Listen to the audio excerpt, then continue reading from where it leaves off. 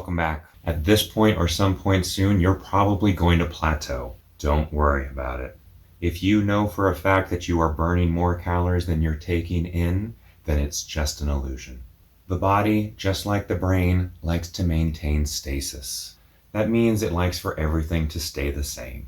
The main tools that the body will use to maintain stasis are craving calorie-dense foods and retaining water. The human body, just like the human brain, can fool itself. So you'll retain water and the number on the scale will pretty much stay the same, maybe for a couple weeks even. But like I said, it is an illusion. And in a week or two, you should notice that all the weight that you should have lost last week and this week is suddenly going to drop off. And that brings me to my next point. Make sure you're drinking your water.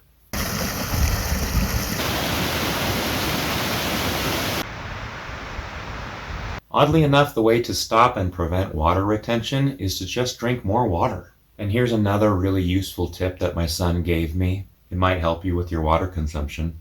He said, don't drink your calories. Makes perfect sense, right?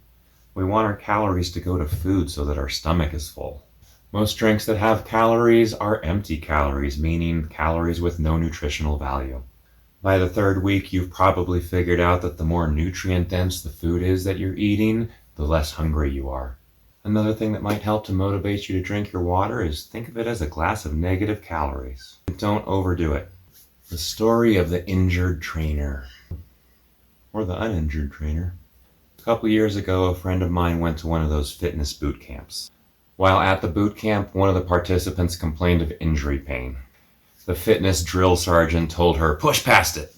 It's horrible advice. Do not push past injury pain. If you feel injury pain, stop what you're doing immediately. My friend asked the instructor, have you ever been injured?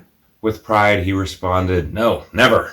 She told him and the participant, it's great that you're so good that you've never injured yourself. However, you do not push past injury pain. That's when I realized that the best people to help me with weight loss were people who had been overweight and lost the weight.